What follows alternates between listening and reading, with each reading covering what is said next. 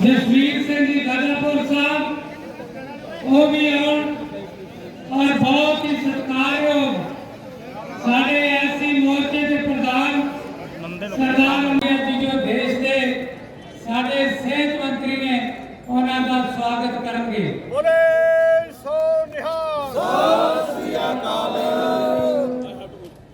उन्होंने तो बाद देके धन्यवाद जी।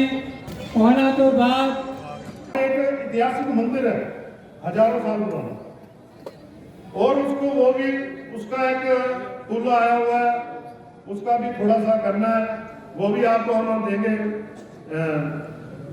मेमोरेंडम। और दूसरा माननीय साहब हमारे यहाँ पे जो जितनी भी सरकारें आई है हमारे यहाँ जो हॉस्पिटल है उसको रेफर हॉस्पिटल कहा जाता है।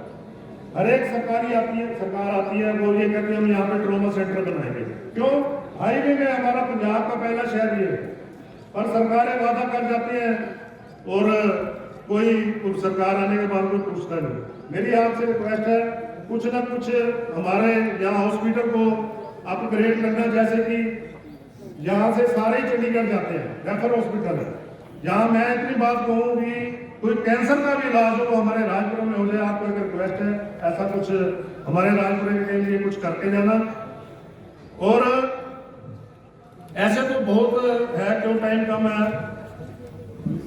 मैं एक बार फिर माननीय साहब का राजपुरा आने पर और मेरे निवास स्थान पे आने पर मैं धन्यवाद करता हूँ। जय श्री राम। वाहिगुरु जी का खालसा। श्री नरेंद्र मोदी जी श्री मनसुख मांडविया जी ਤੁਹਾਡੇ ਨਾਲ ਆਪਣੇ ਵਿਚਾਰ ਸਾਂਝੇ ਕਰਨਗੇ। हाले तो थैंक यू करेगा थैंक यू करेगा। राजपुर में आयोजित आज की बड़ी पब्लिक मीटिंग में हमारे बीच में उपस्थित दयाल सिंह जी सोडी, परमिंदर सिंह बरार जी, जिन्होंने इस सारे कार्यक्रम के लिए मेहनत की है। ऐसे आपके लाडले जगदीश कुमार जग्गा जी, जसमी संदरवालिया जी, गुरजीत सिंह कोहली जी, सुरजीत सिंह जी, मंच पर उपस्थित भारतीय जनता पार्टी के सभी संगठन के पदाधिकारीगण, कार्यकर्ता बना था। तो रास्ते में मैंने पूछा कि मैं समय से आधा घंटा पहला हूं, अभी लोग आए होंगे। तब जग्गा जी ने मुझे बताया कि आप आके देख लो, जनता भारतीय जनता पार्टी के साथ जुड़ रही है।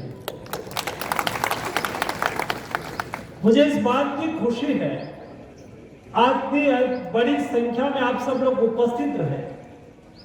ये बताता है कि आपका विश्वास मोदी जी के साथ है, आपका विश्वास भारतीय जनता पार्टी के साथ है, आपका विश्वास आपके क्षेत्र के जग्गा जी जैसे लीडर के साथ है। जब लीडर के प्रति विश्वास बढ़ता है, जब पार्टी के प्रति विश्वास बढ़ता है, तब ऐसी स्थिति होती है हमारी अपेक्षा से जनता ज्यादा उपस्थित होती है। आज शायद ऐसा ही हुआ है। हमारे नेता लोगों ने चाहा था उससे भी बड़ी तादाद में आप सब लोग उपस्थित रहे हैं आप सबको मैं हार्दिक शुभकामनाएं देता हूं। भारतीय जनता पार्टी और दोस्तों आप सही रास्ते पे हैं। भारतीय जनता पार्टी और अदर पॉलिटिकल पार्टी, उसके बीच में बहुत बड़ा डिस्टेंस है। हम कोई वायदा करने वाले लोग नहीं हैं। चुनाव आते हैं तो रेवड़ी बांटने निकलते हैं और रेवड़ी बांट के मत ले लेते हैं। मत लेने के बाद जनता को भूल जाने वाले लोग हम नहीं हैं। हम जो कहते हैं वो करते हैं। हम इतना ही कहते हैं जितना हमसे हो सके। हम समाज को ज्ञाति, जाति, वर्ग, समुदाय में बांट के राजनीति करने वाले लोग नहीं हैं। हम एक नरेंद्र मोदी की भारतीय जनता पार्टी है, जो पार्टी सर्व समाज को साथ में लेके आगे बढ़ती है। हम जनता की आकांक्षा पूरी करने की दिशा में सोचते हैं। हम कभी समाज का तुष्टीकरण नहीं करते हैं। मोदी जी ने कहा था कि मेरी सरकार बनेगी तो मेरी सरकार गरीब, शोषित, वंचित, पीड़ित और किसानों के प्रति समर्पित रहेगी। हमने कहा था, लेकिन जब हमारी सरकार बनी तो सब लोगों को हमने निर्णय लेना चालू किया। मोदी जी ने तय किया कि देश में हर गरीब के यहां घर होना चाहिए, हर गरीब को घर मिलना चाहिए। हमने ऐसा नहीं कहा कि पंजाब में हमने मत नहीं मिला है तो हम वहां घर नहीं बनाएंगे, हमने और स्टेट में मत नहीं मिला है वहां घर नहीं बनाएंगे, वो जाति ने हमें वोट नहीं दिया है हम उसको घर नहीं देंगे।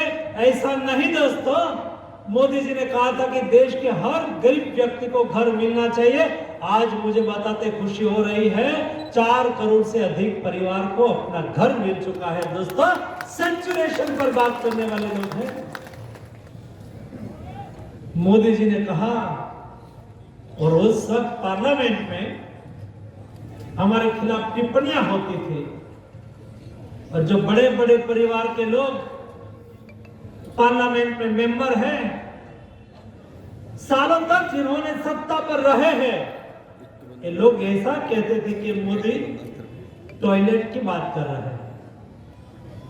दोस्तों, मोदी जी ने कहा कि मेरी बहन, मेरे हिंदुस्तान की बहन बेटी वो ओपन में टॉयलेट नहीं जानी चाहिए, शौच नहीं जानी चाहिए, उसके घर में टॉयलेट होना चाहिए। बात छोटी है, लेकिन मेरी देश की बहन बेटियों की इज्जत के साथ जुड़ा हुआ विषय है। मोदी जी ने 10 करोड़ से अधिक परिवार में इज्जत घर बना दिया। आज हमारी बहन बेटी अपने यहाँ, अपने घर में, उसके यहाँ टॉयलेट होता है, उसको बाहर टॉयलेट के लिए नहीं जाना होता है। दोस्तों, हम छोटे लोग हैं। ये लोग जो आपके पंजाब में सत्ता पे आए हैं ना, वो सचमुच बात कोई दूसरी करते हैं, लेकिन ये मन से छोटे हैं और हम मन से और दिल से बड़े हैं। हम सही सोच के लोग हैं। हमने वही विषय पकड़ा है जो जनता को मदद कैसे हो सके। अरे उन्होंने तो ऐसा कहा, हम बिजली फ्री देंगे, हम सभी के अकाउंट में पैसा डालेंगे। अभी वो पैसा डालने के लिए उन्होंने जो वायदा किया था, महिला के अकाउंट में पैसा डालेंगे, अभी फिर बात को सुलटाने लगे हैं कि इतने ही, जो इसकी इतनी इनकम है उसको ही पैसा डालेंगे। धीरे धीरे किसी को पैसा डालने वाले नहीं है। ये मत की राजनीति करते हैं। और दोस्तों, देश में कोविड आया, हम सब लोगों ने देखा, और कोविड में हम टेलीविजन से देख रहे थे दुनिया की क्या हालत हुई। और हिंदुस्तान में कोविड की वैक्सीन और अदर टाइप की वैक्सीन में यही परंपरा थी। दुनिया में पहले वैक्सीन का रिसर्च होता था, 8-10 साल के बाद ये वैक्सीन भारत में आती थी। वो कोविड की वैक्सीन 8 साल के बाद भारत में आती तो क्या होता। लेकिन सही लीडरशिप होती है तो क्या होता है। दोस्तों, मोदी जी ने कहा, देश के वैज्ञानिकों को कहा कि आप वैक्सीन का संशोधन करिए, रिसर्च करिए, निष्फलता होगी तो मेरी, सफलता होगी तो मेरे विज्ञानों, मेरे साइंटिस्ट को ही।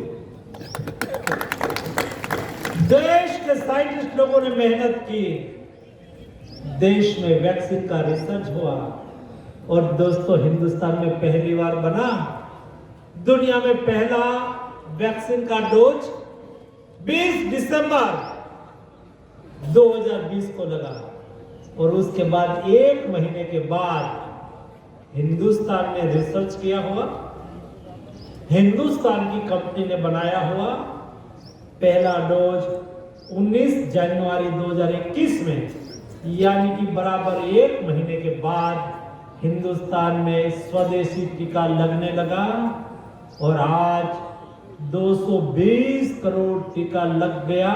आपको 1 भी रुपया देना पड़ा? जरा बताइए, 1 भी रुपया देना पड़ा? जरा बताइए, 1 भी रुपया देना पड़ा? बोलता नहीं है, मुझे लगता है कि 1 भी रुपया नहीं देना पड़ा ना। मदद उसको कही जाती है, वो तो रेवड़ी बांटते होंगे, लेकिन हमारे एक घर में 5 सदस्य है, वो टीके की कीमत मार्केट में 500 रुपया थी। ये 500 रुपया का एक डोज 5 लोगों को लगाया तो 2500 रुपया, और 2500 दूसरा डोज लगाया तो 5000 रुपया। एक घर में 5000 रुपया बच गया कि नहीं बच गया? जरा कहिए, बच गया कि नहीं? दोस्तों, संवेदना के साथ चलने वाली सरकार देश को टीकाकरण करके कोविड से हमने बचा लिया। दोस्तों, जनता जनार्दन की सेवा किसको कही जाती? मैं भारत सरकार के हेल्थ मिनिस्टर हूं। बीमारी कभी किसी को पूछ के नहीं आती है, वो अमीर के यहां भी आती है, वो गरीब के यहां भी आती है।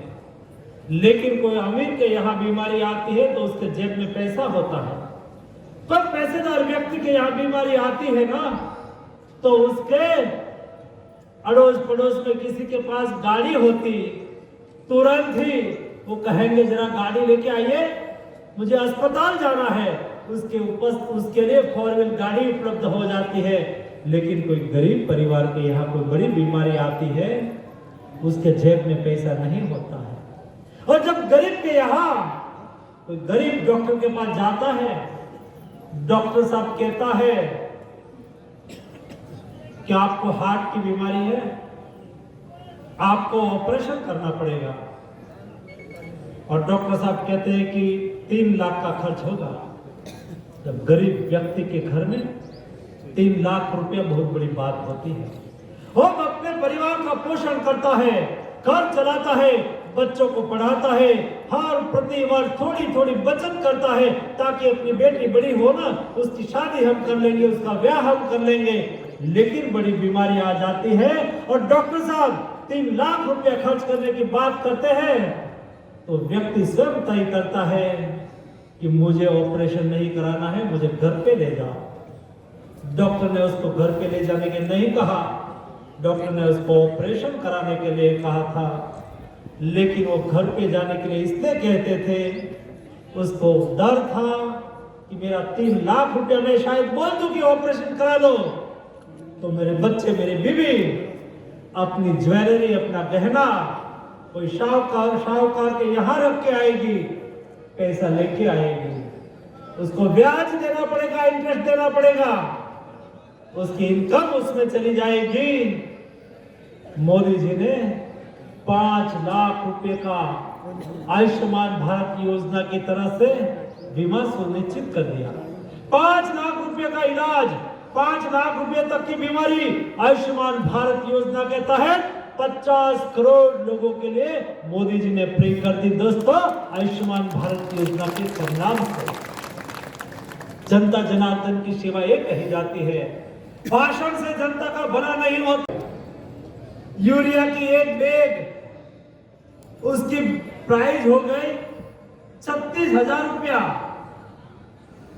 3,600 रुपया, यूरिया की बैग का 3,600, डीएपी की बैग का 4,000। और उस वक्त दोस्तों मैं प्रधानमंत्री जी के पास गया, मैंने कहा प्रधानमंत्री जी उर्वरक का भाव बढ़ रहा है, मुझे किसानों को उर्वरक पहुंचाने के लिए कंपनी को भाव बढ़ाने की इजाजत देनी होगी। मोदी जी ने कहा कितना बढ़ा और अभी मार्केट में क्या रेट से बिकता है? तो मैंने कहा इस 350 रुपए में यूरिया की बैग देते हैं और डीएपी की बैग हम 350 रुपए में देते हैं। और उन्होंने मुझे कहा कितनी प्राइस बढ़ाना चाहते हैं? तो मैंने उस वक्त प्रधानमंत्री जी को एस्टिमेट बताया था, और मैंने जब एस्टिमेट बताया था, प्रधानमंत्री जी ने मुझे उर्वरक मंत्री के तौर पर 2 सूचना दी। उन्होंने मुझे कहा कि मेरे देश में उर्वरक की क्राइसिस नहीं होनी चाहिए, तंगी नहीं होनी चाहिए, और दूसरा मुझे कहा सब्सिडी बढ़ानी, किसान कल्याण के लिए काम करने वाली सरकार, मजदूरों के लिए काम करने वाली सरकार, महिलाओं के लिए काम करने वाली सरकार क्या दिया? दोस्तों मैं पूछना चाहता हूं क्या नहीं दिया? और इसलिए दोस्तों आप सबको मैं बधाई देना चाहता हूं, आप भारतीय जनता पार्टी के साथ जुड़े हैं। आने वाले दिनों में हमें लोकसभा का चुनाव में भारतीय जनता पार्टी को बहुमत से सरकार में बिठाना है, नरेंद्र मोदी को तीसरी बार प्रधानमंत्री बनाना है। और मोदी जी को तीसरी बार प्रधानमंत्री बनाने के लिए हमें आपके यहां से भी लोकसभा की सीट चाहिए। दोस्तों आपके यहां से भी, पंजाब से भी भारतीय जनता पार्टी में लोकसभा की सीट ज्यादा से ज्यादा आए। मुझे पूरा विश्वास है जिस तरह से जनता ने करवट बदली है, जिस तरह से यहां मेरे पंजाबियों का हित के खिलाफ काम हो रहा है, जिस तरह से पंजाब में कई घटनाएं घटित हो रही हैं। दोस्तों पंजाब है, पंजाब का खमीर अलग है, पंजाब का जज्बा अलग है। यही जज्बे के साथ हमें भारतीय जनता पार्टी के साथ जुड़ना है। दोस्तों रेवड़ी बांटने वाले लोगों को संदेश देना है कि आप हमारे साथ एक बार हमें गुमराह करके वोट ले सकते हैं, लेकिन हम जागरूक लोग हैं, हम जाग चुके हैं, हमें डबल इंजन की सरकार की दिशा में आगे बढ़ना है। पंजाब में भी भारतीय जनता पार्टी की सरकार, दिल्ली में भी भारतीय जनता पार्टी की सरकार। देखो दोस्तों पंजाब में विकास की गाथा लिखनी है, एक बार फिर से पंजाब विकास की ओर आगे बढ़े, इसलिए भारतीय जनता पार्टी के साथ जुड़े, भारतीय जनता पार्टी का जनाधार बढ़े और पंजाब की समृद्धि की छोरों के आगे हम चलते रहे। यही आप सबसे अपेक्षा है। आप सब इतनी बड़ी संख्या में आए, इस कार्यक्रम में पार्टिसिपेट किया, आप सब लोगों को अनेकानेक शुभेच्छाएं। धन्यवाद। कृषि के साथ जुड़ा हुआ, एग्रीकल्चर के साथ जुड़ा हुआ स्टेट है।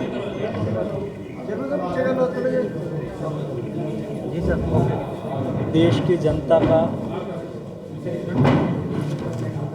पेट भरने के लिए हमारे किसान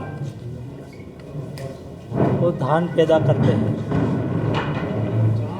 और धान पैदा करने के लिए जब वो किसानी करते हैं और अपनी फसल, ज़्यादा फसल पकाने के लिए किसान केमिकल्स फर्टिलाइज़र का यूज़ करते हैं।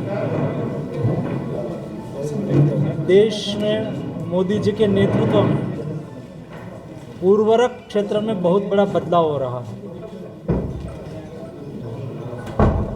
यूरिया की जगह पे अल्टरनेट फर्टिलाइज़र के रूप में नैनो यूरिया आ गया है। यानी कि एक bag urea 500 ml nano urea की एक बोतल में समा जाएगा।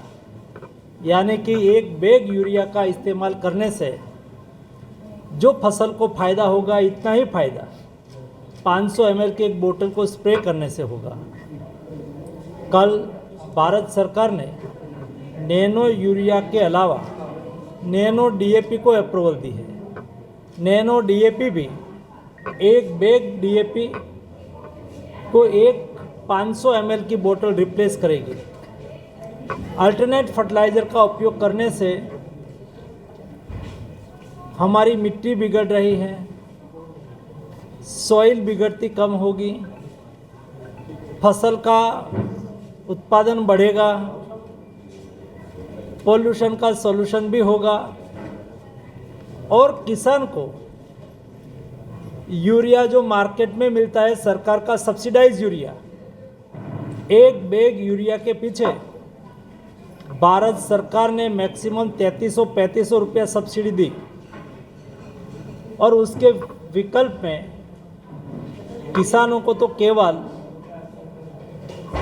270 रुपीज़ में मिलता है और नैनो यूरिया उससे भी कम कीमत में मिलता है। शायद 250 रुपये में नैनो यूरिया की एक बोतल मिलती है। डीएपी की एक बोतल, डीएपी की एक बैग वो किसान को 1350 रुपये में मिलती है। लेकिन नैनो डीएपी की एक बोतल जो एक बैग को रिप्लेस करेगी वो 600 रुपये में किसान को मिलेगी। उससे किसान को बचत भी होगी और किसान अपने खेत में लगा के अपनी सॉइल का भी रक्षण करेंगे, उसकी सॉइल भी बचेगी। इस तरह से कई बदलाव फर्टिलाइज़र सेक्टर में आ रहा है।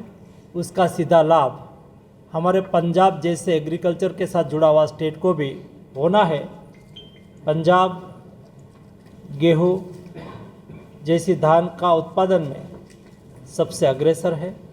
मैं पंजाब को बधाई देता हूँ। सर, मोदी साहब ने कहा है कि जो दवाइयाँ हैं वो 50 से 90% लेस पे जन औषधि केंद्र पे मिलती हैं। तो सर ये जो है अब आम दुकान पे ये क्यों नहीं मिलती? क्यों 10 रुपये का पत्ता जो है 250 रुपये में मिल रहा है? इसके लिए सरकार क्या कर रही है? सरकार ने उसके लिए इंटरवेंशन किया और देश के नागरिकों को सस्ती दवा मिले, इसलिए हमने देश में 9000 से अधिक जन औषधि केंद्र चालू किए। ये 9000 से अधिक जन औषधि केंद्र पर एकदम सस्ती जेनरिक और क्वालिटी मेडिसिन मिलती है और उसकी प्राइस मैक्सिमम जो ब्रांडेड मेडिसिन है उसके सापेक्ष में मैक्सिमम 50%, मिनिमम वो 90% तक सस्ती होती है। और कैंसर की मेडिसिन और अदर टाइप की मेडिसिन जो बहुत महंगी होती है, AC49 कैंसर की मेडिसिन का हमने ट्रेड मार्जिन फिक्स किया ताकि उसके अनाप चनाप कोई प्राइस ना ले पाए। हमने जेनरिक मेडिसिन का प्रचार प्रसार हो। जेनरिक मेडिसिन वो स्वाभाविक तौर पर सस्ती होती है, तो जेनरिक मेडिसिन का प्रचार प्रसार के लिए इंटरवेंशन करना सरकार की दृष्टि से बहुत आवश्यक था। उसके लिए हमने जन औषधि केंद्र खोला है। आज प्रतिदिन 12 लाख लोग एवरेज जन औषधि केंद्र पर जाते हैं और जब जन औषधि केंद्र पर में मरीज के लिए मेडिसिन के लिए जाते हैं तो वहाँ मेडिसिन के अलावा sanitary pad 1 rupees 1 sanitary pad ये हमारी महिलाओं की स्वास्थ्य सुविधा के लिए बहुत आवश्यक है। उसको भी आज तक 35 करोड़ से अधिक सैनिटरी पैड भी जनता को हमारी देश की महिलाओं को उपलब्ध कराया गया। केंद्र सरकार के आयुष्मान जो योजना है उसका लाभ पंजाब के लोगों में नहीं मिल रहा। यहाँ पे जो लोग हैं उनको ये कार्ड वगैरह जो बने हुए बहुत कम जगह चलते हैं, उसके लिए क्या करेगा सरकार? आज पंजाब की सरकार को भी मैंने रिक्वेस्ट किया है, आयुष्मान भारत योजना और हेल्थ सेक्टर के साथ जुड़ी हुई कोई भी योजना वो राजनीतिक घटनाक्रम में फंस नहीं जानी चाहिए। गरीब लोगों को 5 लाख तक की मुफ्त स्वास्थ्य सुविधा आयुष्मान भारत योजना के तहत मिलती है। पंजाब भी उसका अच्छी तरह से उपयोग करे, नई हॉस्पिटल को पैनलमेंट करे, जनता को कार्ड दे, ताकि जनता को ये पता चले कि मैं भी आयुष्मान भारत योजना का लाभार्थी हूँ। आयुष्मान भारत योजना का लाभार्थी को भी प्रत्यक्ष तब पता चलेगा जब उसको कार्ड मिलेगा। और इस काम में गति लाने के लिए मैंने राज्य सरकार के साथ बातचीत भी की है। पंजाब सरकार ने आरोप लगाया कि 60% और 40% का ना मोहल्ला क्लिनिक में हमारा जो है उन्होंने पेमेंट रोकी हुई है हमारी। एक राजपुरा ट्रॉमा सेंटर वास्ते ते अपग्रेड वास्ते मेमोरेंडम दे रहे हैं सर। एक ਨੈਸ਼ਨਲ ਸਪੋਕਸਮੈਨ ਹੈ ਆਮ ਆਦਮੀ ਪਾਰਟੀ ਸੌਰਵ ਭਾਰਦਵਾਜ, ਉਹਨਾਂ ਨੇ ਦੋਸ਼ ਲਗਾਇਆ ਕਿ ਕੇਂਦਰ ਦੇ ਇਸ਼ਾਰੇ ਤੇ ਸੀਬੀਆਈ ਟੌਰਚਰ ਕਰ ਰਹੀ ਹੈ ਸਿਸੋਦੀਆ ਨੂੰ। ਕੀ ਕਹਿਣਾ ਸਰ? ਇੱਕ ਰਾਜਪੁਰਾ ਦੇ ਟਰੋਮਾ ਸੈਂਟਰ ਵਾਸਤੇ ਅਪਗ੍ਰੇਡ ਵਾਸਤੇ ਦੇ ਰਹੇ हैं। ਇਹ ਨੰਦਰ ਜੀ ਆਜੋ ਪ੍ਰਧਾਨ ਜੀ। ਲਾਓ ਫੋਟੋ ਲਾਓ ਲੈ ਲੈ ਮੇਰਾ।